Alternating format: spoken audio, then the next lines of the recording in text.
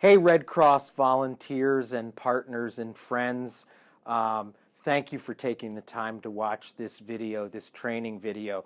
My name's Ralph Boyd, and for those of you who don't know, and that may be many of you, I have the privilege of being the CEO of the Red Cross of Massachusetts, and also someone who has participated in our home fire campaign, doing installs and rallies myself, and I can tell you, this is really a great experience. So the first thing I want to do is I want to thank you, deeply thank you. Our home fire campaign is really focused on the most basic thing possible, and that is saving lives. And in the process of saving those lives, also enriching the families who were able to meet through our home fire campaign, through the installs that we'll do during these rallies and installation days. So thank you so much for giving us your time and your talent in committing it to our home fire campaign. The point of the campaign is to save lives. We will save lives, and we know and have documented the lives that we've saved, particularly in high-need communities. So thank you. What's this video going to be about today? This is a training video that's going to introduce you to the things that you're going to be doing during the rally, during the installations. And it's going to talk about the three principal roles that you'll have on your installation teams. There will be an installer, and that's the person who has the drill and the equipment and actually puts the smoke alarms and carbon monoxide detectors in the home, affixes them to the ceiling or the wall. There's going to be the role of the educator, and that's the person that sits down with the family and goes over a home safety plan with the family. And then the third person is the documenter, the person who captures all of the relevant information about what we've done in the home, the number of devices, the information that we've given the family, the home safety plan that we've helped them come up with. So you're going to learn about all of that in the video, and just keep in mind as you're watching the video, and then when the rally day comes, the day comes to do the installations, that what we're about here and what you're going to be helping us accomplish is saving lives, and saving lives in a way where we go into people's homes and introduce them more broadly to what we do as a One Red Cross. So thank you all very, very much. Really appreciate you. I try to attend as many of these as I can, and maybe I'll have the privilege and the fun and the honor of seeing some of you during the day of service that you give us. So thanks a lot, and God bless.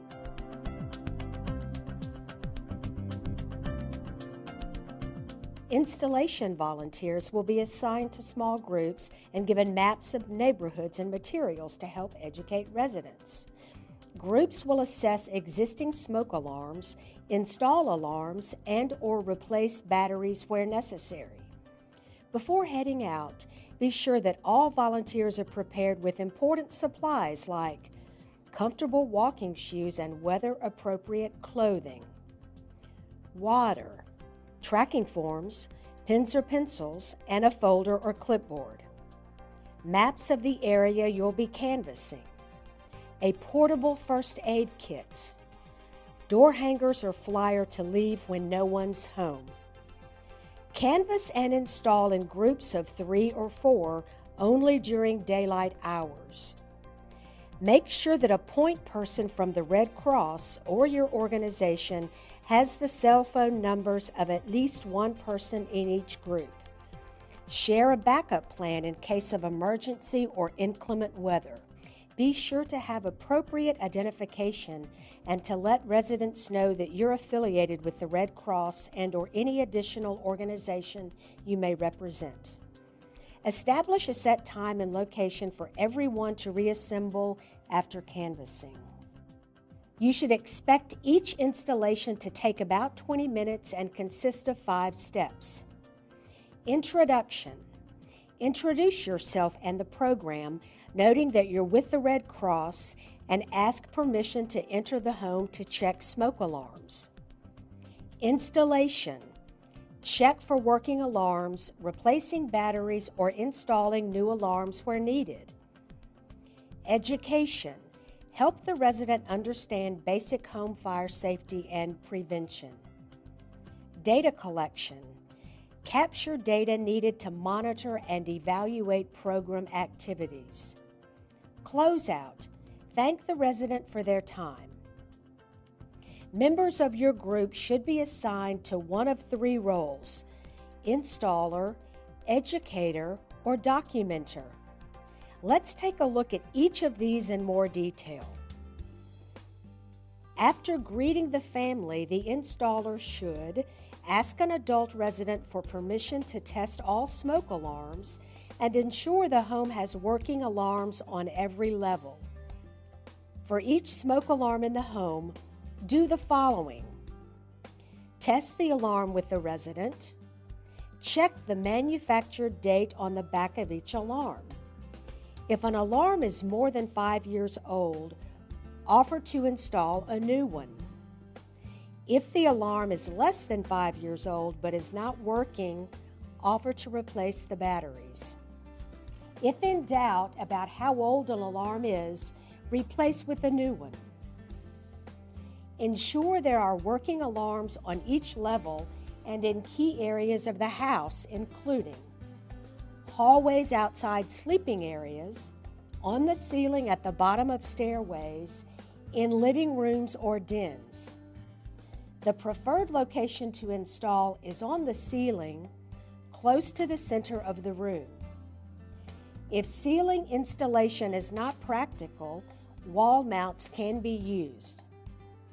Avoid installing alarms in kitchens, attics, bathrooms, or garages, near fans, air vents, or heating appliances, or near exterior doors or windows.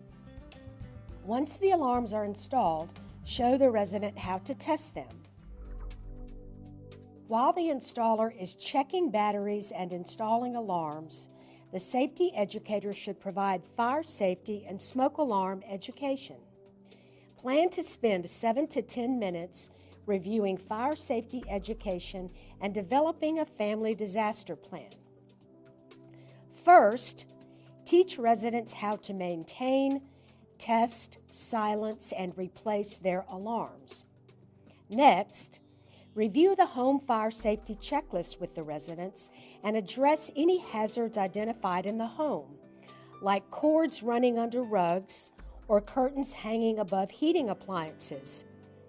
Using the dry erase boards provided, make an evacuation and family disaster plan with the residents, identifying escape routes, including 2 ways out of every room and an outside meeting spot. Meanwhile, the documenter should capture information about the home and the services provided.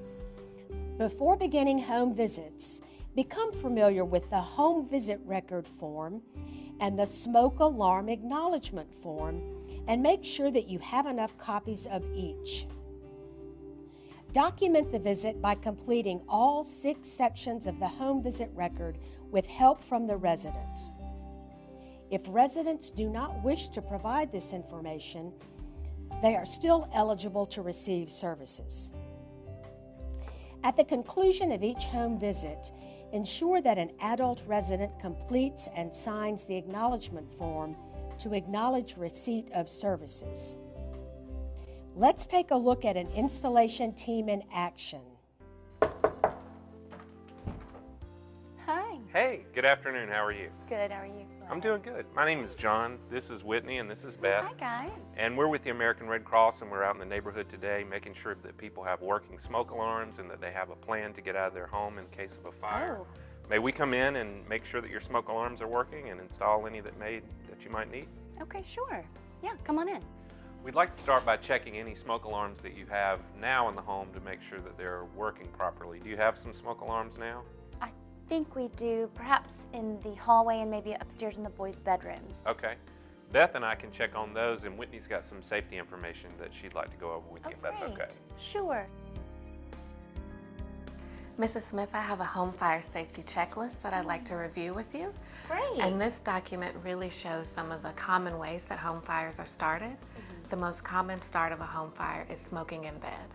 And so this is a great document to share with your family that shows how to stay safe and prevent home fires. And most people are not aware that if your home catches on fire, you may have less than 2 minutes to escape. And so I have this home fire escape board that I'd like to share with you, and these are both yours to keep. And so what you do with this board is you draw a floor plan of your house, and every room would need 2 safe exits to escape a burning home. Okay. And then your family can practice this and time yourself to make sure that you can get out in 2 minutes. Now, Mrs. Smith, I'd like to educate you on your new smoke alarms that we're providing. And these smoke alarms are actually good for 10 years. And so you won't need to change the battery on these. And then there's 2 buttons on the smoke alarm, one to test, and you just push this top button here. And then to turn off that sound, you push to hush. And you want to test your smoke alarms about once a month. And now we can check in with John and Beth and see how they're going with your installation. As Whitney mentioned, a lot of home fires start in the kitchen, but because there's some smoke in here on a normal basis, we don't actually install the smoke alarms in the kitchen. I see. So here, we might want to install one right here, just Okay. outside the kitchen. And since you've got this hallway, actually, we could put one here, or actually right here may be a very good place, about midway through the hallway here.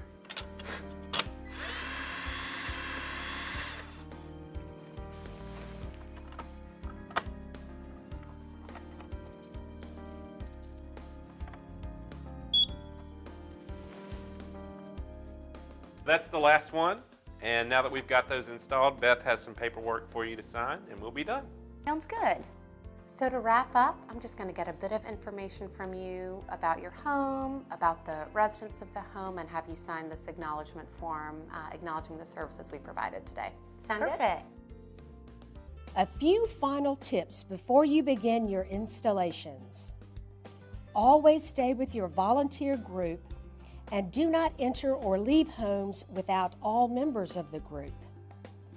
Remain friendly and respectful. Remember, you are a guest in someone's home. Before entering, always get permission from an adult resident. Do not enter a residence if children are home alone.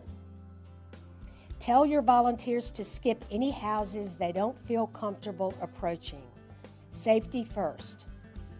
Avoid leaving information in anyone's mailbox. Mailboxes are federal property, and it is illegal to tamper with them. Practice what you are going to say before you head out. Keep your messages short and simple. Thank the residents for speaking with you, and have fun. Thank you for the journey you're about to embark on. You truly are saving lives.